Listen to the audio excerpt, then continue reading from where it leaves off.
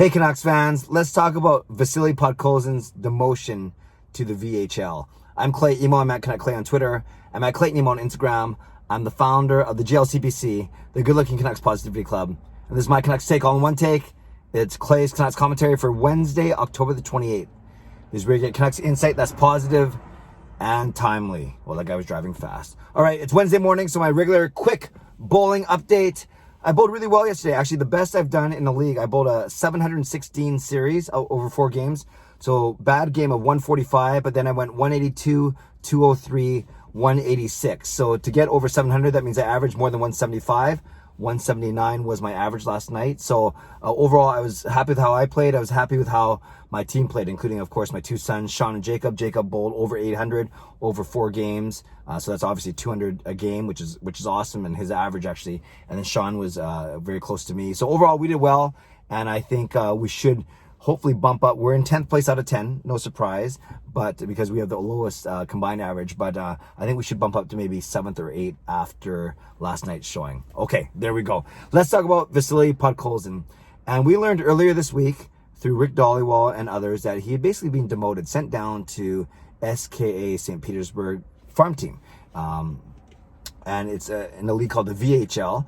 And in essence, you can think of it as the KHL's equivalent of the AHL, meaning NHL top team, top league in North America. AHL is their farm system. You can think of the KHL and the VHL in the same way in Russia. So I'm not overly concerned with this actually at all, 0%, but I do want to, it is a bit relatively newsworthy, and I think it's worth talking about why this happened and where this sets up Podkolzin going forward. So we know that he's in the KHL. We know that he's playing on SKA St. Petersburg, one of the better teams. And we know that he's only 19 years old, right? He was drafted by the Canucks in 2019, 10th overall pick in the first round. So obviously we have high hopes for him. And he's playing in the KHL, and he's playing among men, right? A 19-year-old playing with men.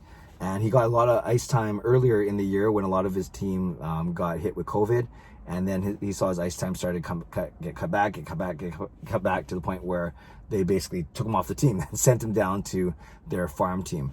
He has a goal and 3 assists, so 4 points in about 16 or 17 games with his KHL team. And yes, like I said, with diminishing ice time. And then, the coach, Rick Dollywall of TSN 1040, done a really good job of talking to the GM of the KHL team. Dollywall was tweeting about it earlier this week, and it was also on Halford and Bruff this morning on TSN 1040. And he said a lot of things, so I'll be paraphrasing a few things he said, obviously combining with my own commentary as well. But in essence, this is the deal. When a player is with a KHL team, that KHL team likely has little or no regard for the Canucks' feelings and the way the Canucks want Podkolzin developed right now. In fact, you could argue that the Canucks basically have no say over what's happening with Podkolzin, with ice time, situational play, coaching, development, mentorship, all those things. So that's the risk, right, you take when you draft a player who's playing in the KHL, and you just hope and pray that he continues his development, and then when you get him after 2-3 years, that you can then start to work with him with your own people and your own techniques and your own mentorship and so on and so forth.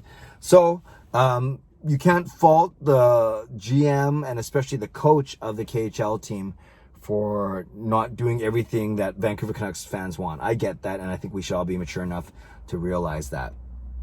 So the GM basically said that Podkolzin needs to work harder, needs to work on his shot, and just be more consistent overall and work on his leadership.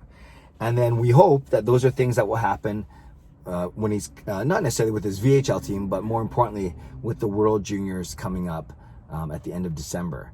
And that's World Juniors in Edmonton. That's because he is likely going to be the team captain for the Russian squad. A Russian squad coached by Igor Larionov, a friend of the Vancouver Canucks, obviously former player. And apparently Larionov really likes Podkolzin. Really likes Podkolzin. So he'll be the captain.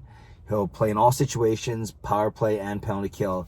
And obviously as captain, he'll look to be a leader, one of the leaders or the leader of that squad, both on and off the ice. So I think if we're worried about Podkolzin's development in the KHL, hopefully a lot of our concerns will be, put to rest with a good showing at the World Juniors. Now, he hasn't lit it up at the World Juniors over the past 2 seasons, so this is his 3rd time at the World Juniors, kind of like Oli Ulevi, and that's what Rick Dollywall mentioned this morning. So Podkolzin was okay last year. I think he had a goal and 4 assists, so 5 points in the World Juniors. Not amazing, but noticeable. Like, I certainly noticed him when I was watching that team play, especially against Canada in the final. But I think with Podkolzin, especially this year, his 3rd year, 19-year-old veteran, captain, all those things, it's his chance to really build some confidence and be a leader and be really recognized. Although I don't worry about, he's already drafted. I'm not sure if he's worried about being recognized or noticed throughout the league. Really, it should be only Vancouver people that should really care about what's going to happen with him, as he's obviously our #1 prospect in our organization. So I do think that a strong World Junior showing, both on and off the ice, goal scoring, leadership, a good showing by Russia, all those things will certainly help Podkolzin in his development and in his confidence. And then maybe he goes back to the big team in the KHL, has a strong ending to the season, a postseason run of some sort. And then who knows, he might be able to join the Vancouver Canucks by the end of the Canucks season, depending on when it starts and how long it goes. Now, I'm not saying that he's going to come in and suddenly jump on the second line with Bo Horvat. I think he'll do that eventually, right? I think the plan is to have him as a top 6 winger on either the side of Pettersson or Horvat, likely Horvat. I'm not sure Podkolzin caps out as a #1 winger, a first-line winger, but certainly a second-line winger for sure. So just some things to think about when it comes to Podkolzin is you never want to hear of a demotion. You never want to hear of one of our prospects struggling.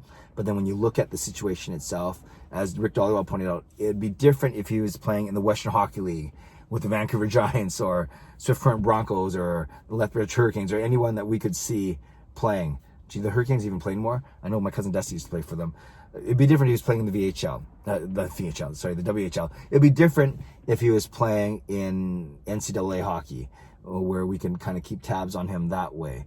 And likely in those 2 leagues, the WHL and NCAA, he'd likely be more dominant. He'd have more points, and that's because he'd be playing with guys who aren't as fully developed, aren't as mature, simply aren't as good, right? It'd be more guys his age as opposed to full-grown professional hockey players as he's playing with right now. So not too worried at all, but I think it is an interesting story, and would love to know your thoughts down below. I've tried to lay out a very balanced and even keel argument here, but my intuition is I'm not worried, but I think he does need a strong performance at the World Juniors just for his own confidence, let alone the confidence of the Vancouver market, which again, I don't think should be his biggest concern, because we have many, many years to see him grow and develop, especially once he's over here in North America and we get to basically mold him and shape him how we need him to.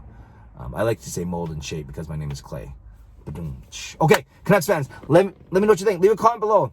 Are you worried? Are you not worried? Is it part of his development? Is it part of playing in the KHL? Love your comments on this demotion of Vasili Podkolzin to the VHL and the second-tier team for SKA St. Petersburg.